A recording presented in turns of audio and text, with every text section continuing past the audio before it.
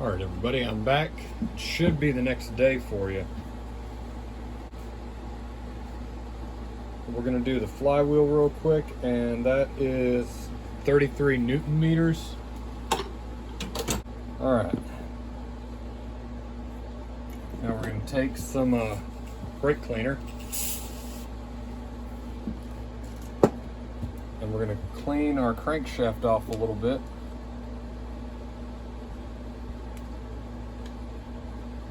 That way there's no grease on the crankshaft whenever we've got the flywheel on there. Otherwise,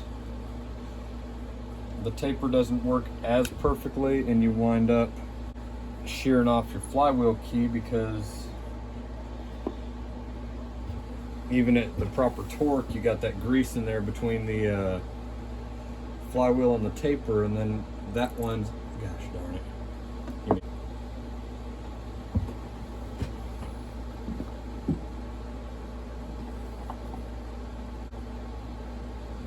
All right, finally got it.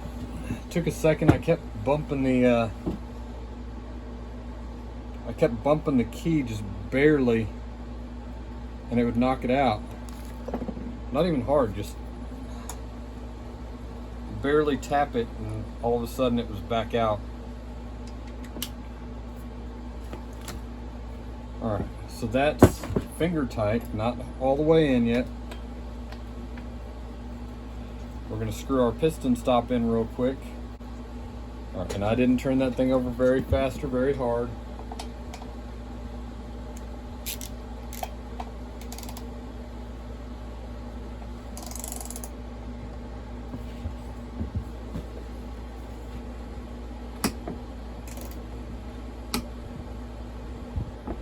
All right, that'll do right there. All right, here we go on the coil. I cleaned this up as best as I could. It took me a little bit of time, actually, just scraping and trying to clean this thing.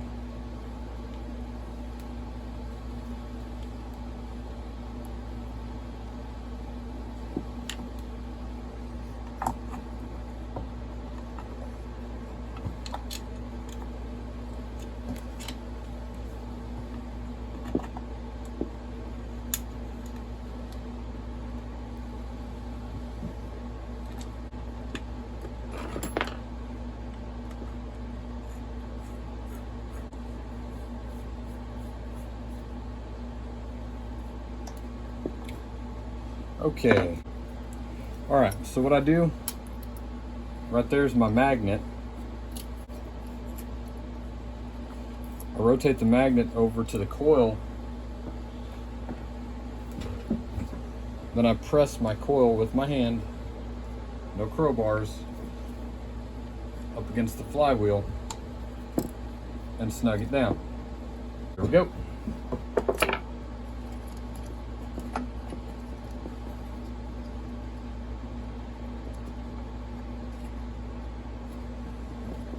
All right, now what I'm running into. Evidently on one side I didn't get it quite right, because on these particular flywheels, they're not perfectly symmetrical. There's kind of a step out for the magnet. So I didn't harm it. There we go. I got that in there. We're gonna try this again. Don't sweat it, take a few minutes. If you didn't get it right the first time, break it loose, do it again. You will eventually get it.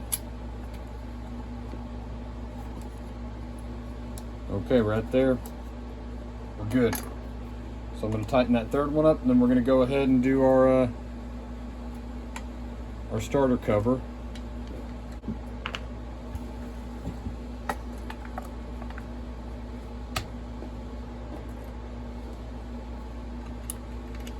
Alright, sadly I'm still waiting on parts for my clone 460. I'm going to try one more cylinder, and if I trash it, I'll just give up. But I'm trying to get into a little bit of porting and see if I like it.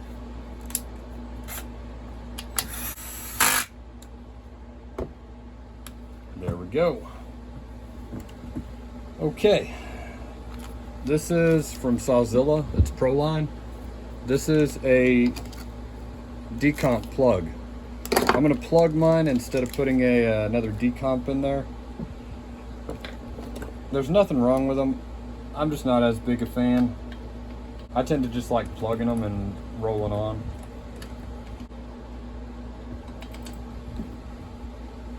Right there.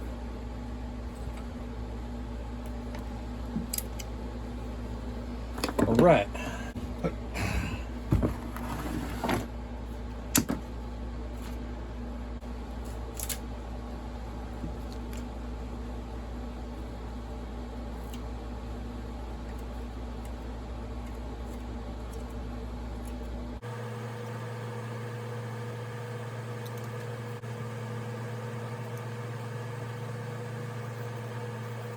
All right, we got the heat sink on there. Let's get us a muffler in. All right, I got the muffler ready. So we're gonna take our 2 muffler screws that go through the back.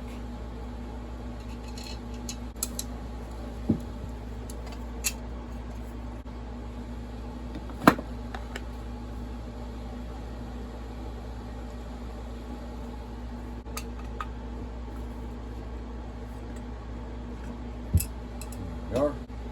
Still love the fact that this thing is rocking a dual port muffler.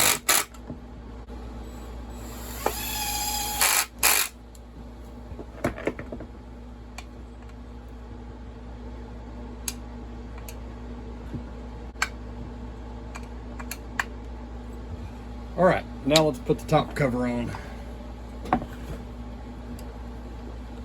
All right, so this right here, go like that, just as a space filler. Hopefully less debris gets in there. I still need to see if I can find plugs for those.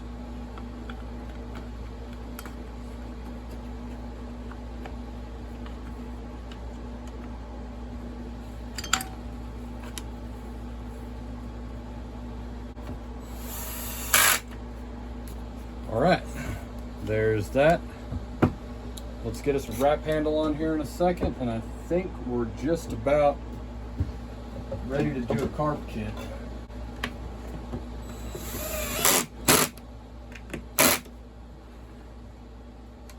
All right, I think I like it. All right, I was digging through my stuff. I'm gonna use a Proline carburetor kit. I've had good luck out of that.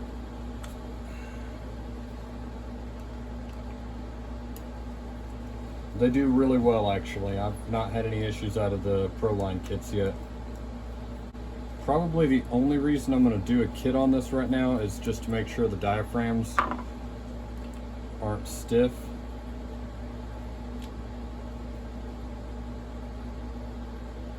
They're not stiff, but I think I'm still going to swap it. I'm already here, might as well.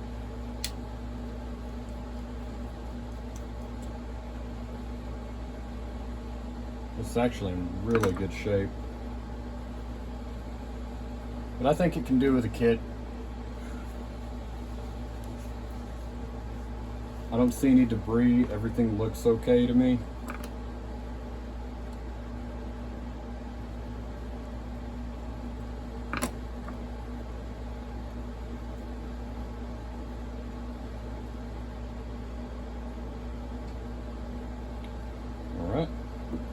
So I'm not going to do the screen on the inside, the fuel inlet side right there. I'm not going to do that screen, but I'm going to do a new metering lever and needle, I believe.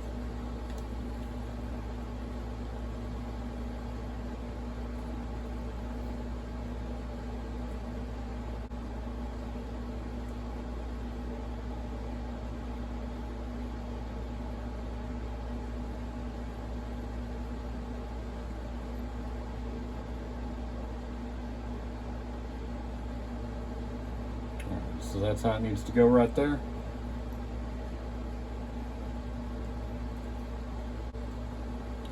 All right.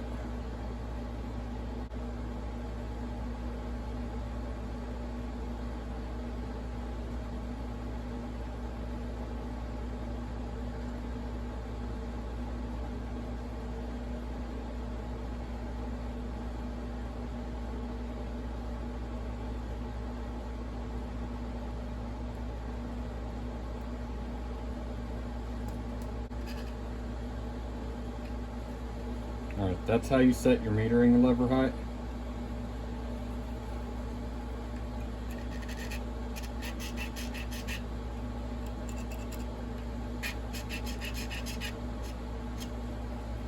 That's perfect right there. And I wasn't scraping. What I was doing, make sure you saw that. To set your metering lever height on a wall burrow like this one, I take a razor blade and I slide it back and forth, and I make sure that I'm barely touching that lever right there. That's how you set your metering lever height.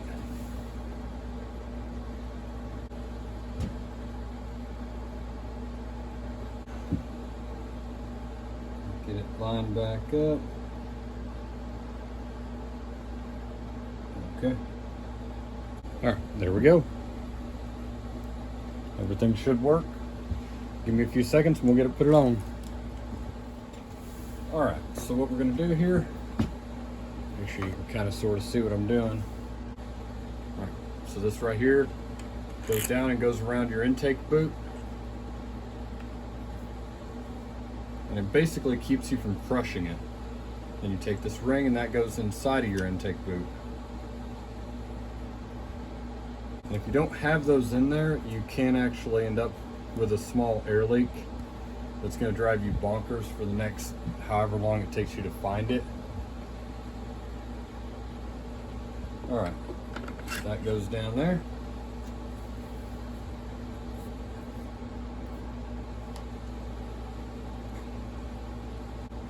Get that lined up, and that'll guide me into the screws pretty nicely. There. All right. This is always kind of fun, but once you've done a couple of them, they get really easy. You hook it, slide this back just a little bit. All right.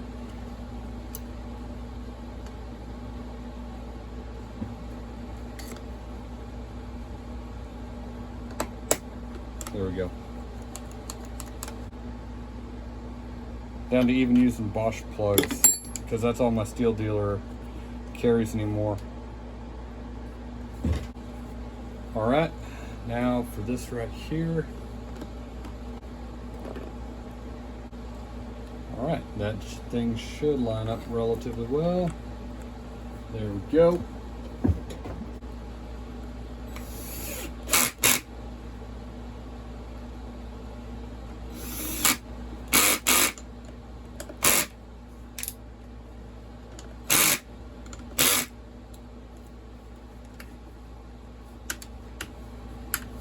All right, there is most of everything installed. I'm gonna put my my plate on right here, the bar plate here in a minute, the chain catcher, and I'll cut in a clip of it idling here in a minute. I've got a brand new OEM air filter I'm gonna put on.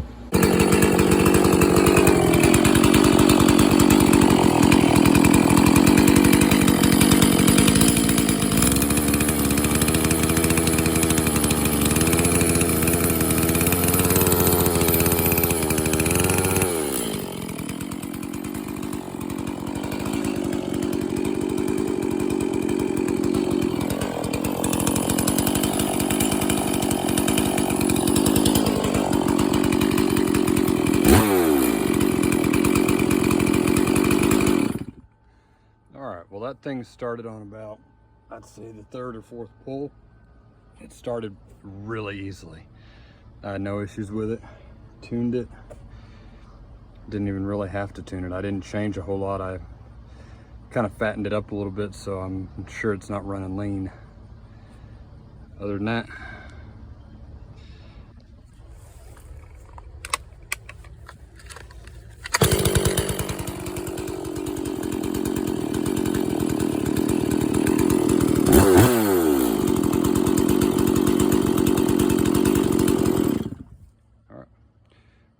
talk to you later. Take it easy. Bye.